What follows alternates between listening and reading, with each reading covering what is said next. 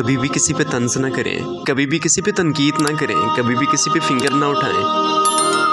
یہ فیلنگس پہ ڈیپینڈ کرتا ہے، نیت پہ ڈیپینڈ کرتا ہے کہ آپ کس نظریے سے اس شخص کو موٹیویٹ کر رہے ہو۔ فار ایگزامپل، اگر آپ کسی کو بہتری کی طرف موٹیویٹ کر رہے ہو تو وہ ایک علیحدہ بات ہے، لیکن کبھی بھی کسی پہ طنز مت کرنا، کسی کو یہ مت کہیں کہ وہ گنہگار ہے، بلکہ یہ ضرور سوچیے گا کہ اللہ رب العزت نے نا گنہگار کے لیے، اللہ رب العزت نے حضرت موسیٰ علیہ السلام پہ وہی نازل کی کہ اے موسیٰ ایک بستی میں چلے جاؤ اور اس بستی میں ایک گنہگار شخص ہے،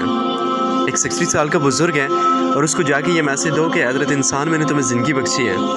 اور تم نے ساری زندگی دنیا کے پیچھے ضائع کر دیا، ساری زندگی بے حیائی کے کام کیے، اب تیرا لوٹ آنے کا وقت آ چکا ہے، تو مجھے بتاؤ کہ میرے پاس آؤ گے تو کیا لے کے آؤ گے۔ جب حضرت موسیٰ علیہ السلام وہاں پہ پہنچے اور حضرت موسیٰ علیہ السلام نے یہ کہا کہ حضرت انسان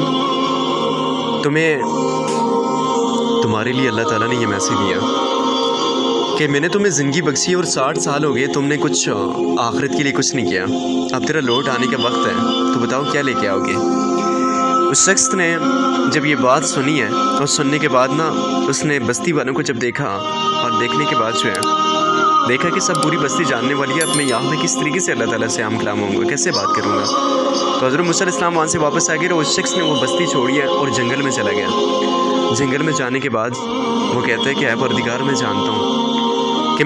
ہوں کہ میں بہت زیادہ گنہگار ہوں، میں یہ بھی جانتا ہوں کہ شاید کہ میری بخشش کا کوئی ذریعہ نہیں ہے، میں یہ بھی جانتا ہوں کہ میرے گناہوں سے آپ کی رحمت زیادہ ہے، میں صرف اتنا جاننا چاہتا ہوں کہ کیا میرے گناہ زیادہ ہیں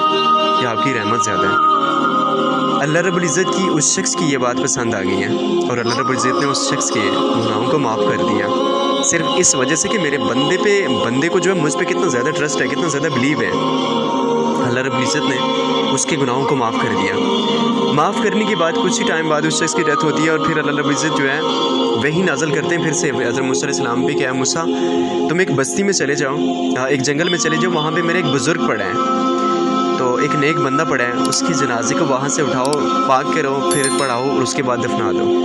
جب حضرت موسیٰ علیہ السلام وہاں پہ تشریف لے کے جاتے ہیں، جب دیکھتے ہیں کہ وہی گنہگار شخص پڑا ہے، تو حضرت موسیٰ علیہ السلام اللہ رب العزت کو کہتے ہیں کہ اے اللہ، یہ تو بہت ہی زیادہ گنہگار شخص تھا، یہ بدکار شخص تھا، تو یہ نیک کیسے بن گیا؟ اللہ رب العزت فرماتے ہیں کہ اے موسیٰ، ایسا نہیں ہے، یہی تو وہ میرا نیک بندہ ہے، یہی تو وہ ان نیک کار لوگوں میں شمار ہے، یہ گنہگار نہیں ہے۔ حضرت موسیٰ علیہ السلام نے وہاں سے اس کے جنازے کو اٹھانے کے بعد جب بستی میں لے کے گئے، اس کے جنازے کو پاک کیا گیا، جب پڑھانے کے لیے رکھا گیا تو پوری بستی والے لوگوں میں سے کوئی بھی آنے کے لیے تیار نہیں تھا، سبھی لوگ انکار کر رہے تھے کہ یہ تو شرابی تھا، زنائی تھا، یہ گنہگار تھا، ہم اس کے جنازے پہ نہیں آئیں گے۔ تو حضرت موسیٰ علیہ السلام نے اللہ تعالیٰ کو کہتے ہیں کہ اے اللہ، پوری بستی جو ہے انکار کر رہی ہے اس چیز سے کہ یہ شخص گنہگار ہے، زنا کرنے والا ہے، یہ بدکار شخص ہے، ہم اس کے جنازے میں نہیں آئیں گے۔ اللہ رب العزت وہی نازل کرتے ہیں کہ اے موسیٰ، پوری بستی والوں کو یہ کہہ دیں کہ یہ شخص گنہگار نہیں ہے، یہ شخص میرے نیک بندوں میں شمار ہے، اور جو شخص اس کے جنازے میں شرکت کرے گا اس کے میں تمام صغیرہ کبیرہ گناہوں کو معاف کر دوں گا۔ تو لوگوں کو جب یہ بات پتہ چلی تو پوری بستی کا تمام جتنے بھی لوگ رہنے والے تھے سبھی لوگوں نے جنازے میں شرکت کی ہے،